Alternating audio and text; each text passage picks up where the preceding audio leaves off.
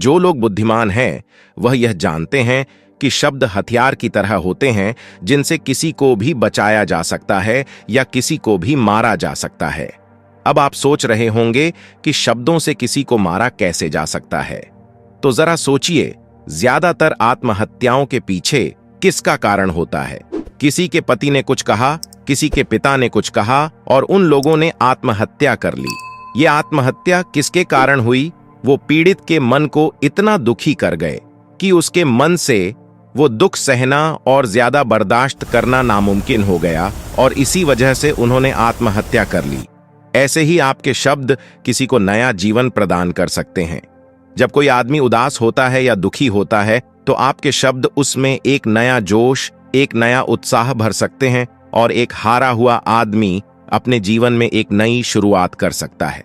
सिर्फ शब्दों के माध्यम से, हमारी वाणी के माध्यम से। तो अब तक आप ये तो समझ ही गए होंगे कि हमारे शब्द हमारे जीवन को किस तरह निर्धारित करते हैं, शब्दों में कितनी ताकत होती है और किसी से बात करते वक्त हमें कितनी सावधानी से अपने शब्द सुनने चाहिए।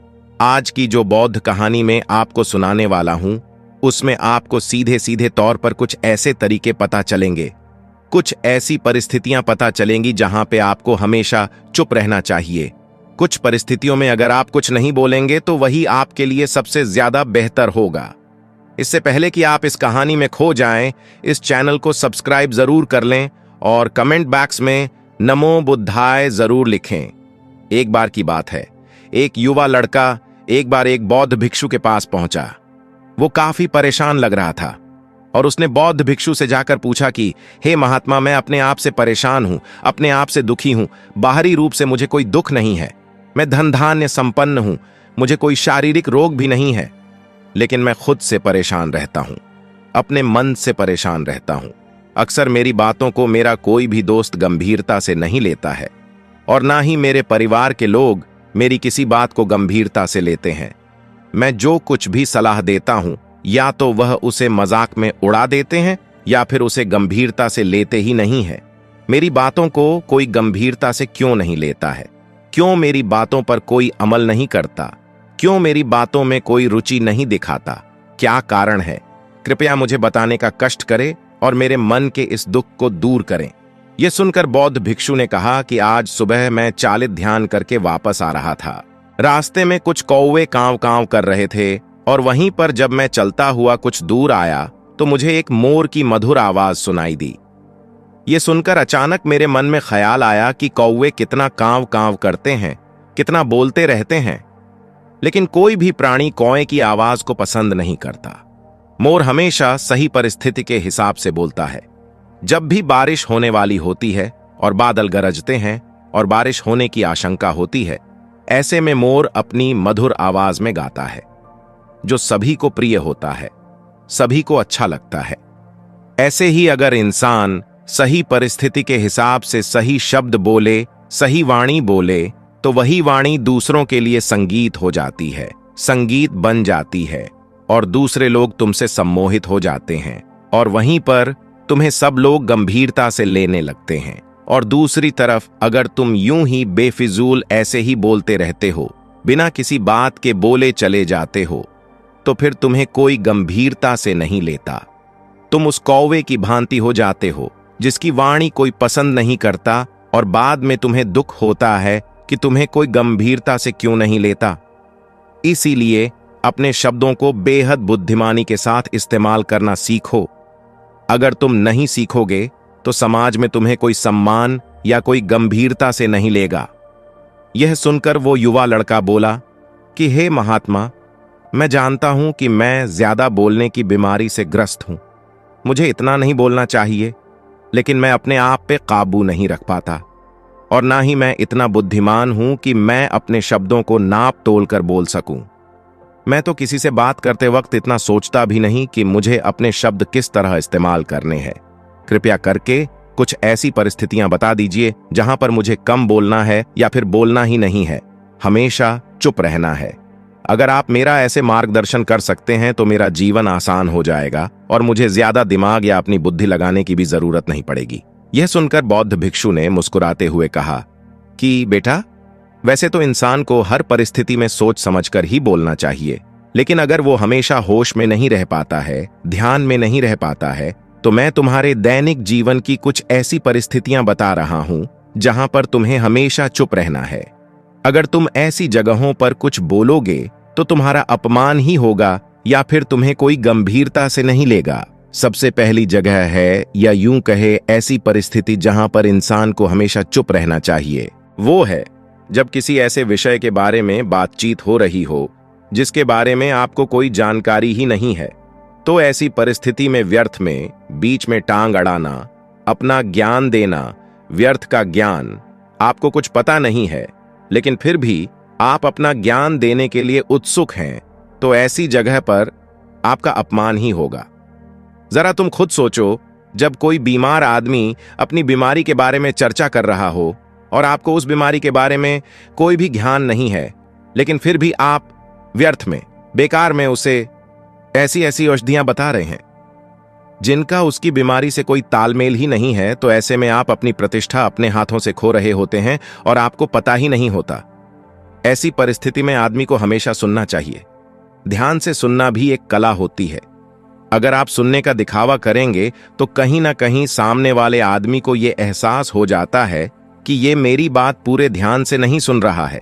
इसीलिए जब आपको किसी विषय के बारे में पूरी तरह से जानकारी ना हो तो वहां पर केवल अपने कान लगाना ही ज्यादा महत्वपूर्ण होता है, ज्यादा जरूरी होता है। आप उस इंसान की बातें ध्यान से सुन सकते हैं और इसी बीच आप दोनों के बीच एक संबंध पैदा होगा और उस संबंध सच्चा होगा, क्योंकि आपने उसके बात को बड़े ही ध्यान से सुना है और इस बात का पता सामने वाले को भी होता है। तो हम बिना कुछ बोले सिर्फ सुनने मात्र से किसी को अपना दोस्त है, अपना मित्र बना सकते हैं। इस बात को हमेशा ध्यान में रखना। दूसरी जगह जहां इंसान को हमेशा चुप रहना चाहिए वो है खाना खाते वक्त। खाना इंसान को हमेशा चुप रहकर खाना चाहिए, मौन रहकर खाना चाहिए। महात्मा बुद्ध और उनके भिक्षु हमेशा चुप रहकर भोजन करते हैं, शांत भाव से भोजन करते हैं, परिपूर्ण होकर भोजन करते हैं, पूरी तरह से करते हैं, एक एक टुकड़े का स्वाद लेकर भोजन करते हैं। और ऐसा भोजन जब आपके शरीर में पहुंचता है तो वो आपके अंग अंग तक ऊर्जा पहुंचाता है। अक्सर हम भोजन करते वक्त कुछ ना कुछ बोलते रहते हैं, कुछ ना कुछ सुनते रहते हैं, लेकिन मौन रहकर पूरा स्वाद लेकर उस भोजन को कभी नहीं करते। हम उस भोजन को करते वक्त आधे अधूरे ही रहते हैं और इसीलिए हमारा शरीर रोगों से ग्रस्त हो जाता है। जरा तुम खुद सोचो, बौद्ध भिक्षु हमेशा भिक्षा लेकर भोजन करता है और भिक्षा भी कितनी बिल्कुल मामूली सी, और वो भी एक वक्त। तो एक वक्त भोजन करने के बाद भी वो इतने स्वस्थ रहते थे, इतने उत्साह, जोश और आनंद से भरे होते थे। और हम तो इतना खाना खाते हैं, इतनी सारी भोजन की सामग्री हमारे लिए उपलब्ध होती है, लेकिन हमारे शरीर में कोई ऊर्जा नहीं होती। इसका सबसे बड़ा कारण होता है कि हम अपना भोजन होश में नहीं करते हैं, परिपूर्ण होकर नहीं करते हैं, मौन रहकर नहीं करते हैं। इसीलिए अपना भोजन हमेशा मौन रहकर ही करो। तीसरी जगह जहां पर अगर आपने चुप रहना सीख लिया तो इसका मतलब यह है कि आपने अपने ऊपर विजय हासिल कर ली। जी हां, गुस्से में शांत रहना या चुप रहना इतना आसान नहीं होता है। अक्सर हम गुस्से से भरकर कुछ ऐसे शब्द या अपशब्द बोल जाते हैं जिसका पछतावा हमें हमेशा रहता है, लेकिन जुबान से निकला हुआ शब्द वापस नहीं हो सकता। उस शब्द को मिटाया भी नहीं जा सकता। अब वो जिंदगी भर हमारे दामन से जुड़ चुका है और वो गुस्से में बोला गया।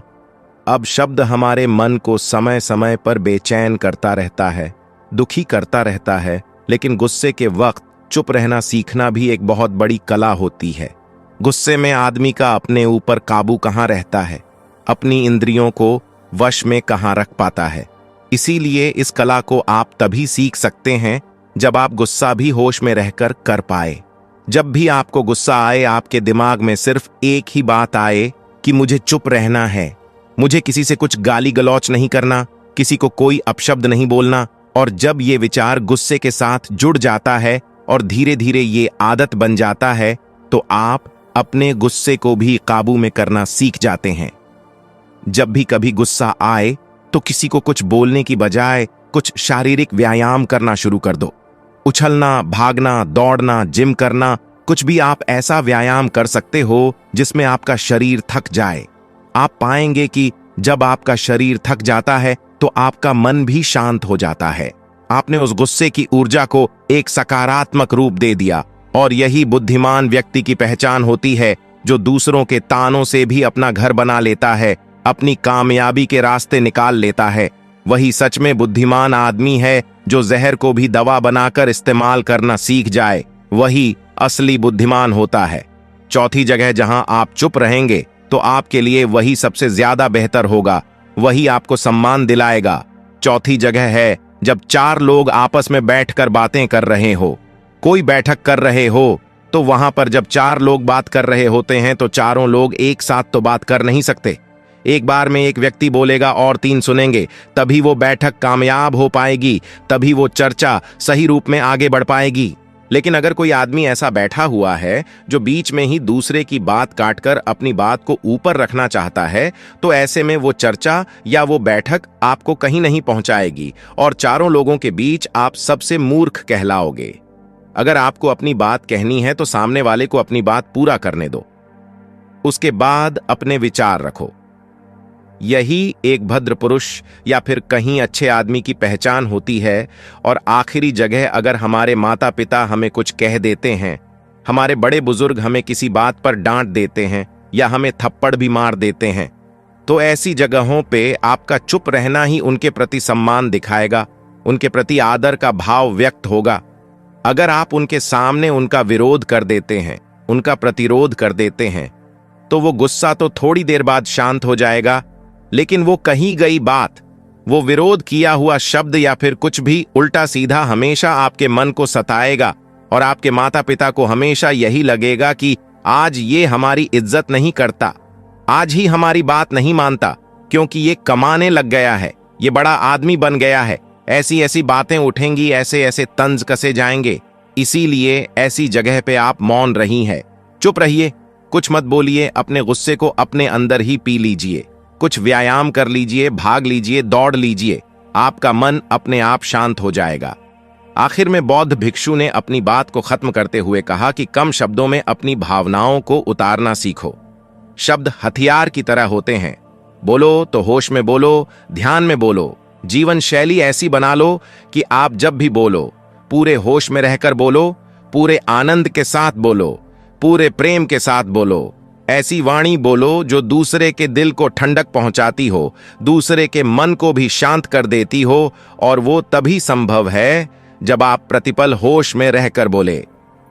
इसके बाद वो युवा लड़का बौद्ध भिक्षु के सामने नतमस्तक हो गया और उनको प्रणाम करते हुए अपने घर वापस लौट गया।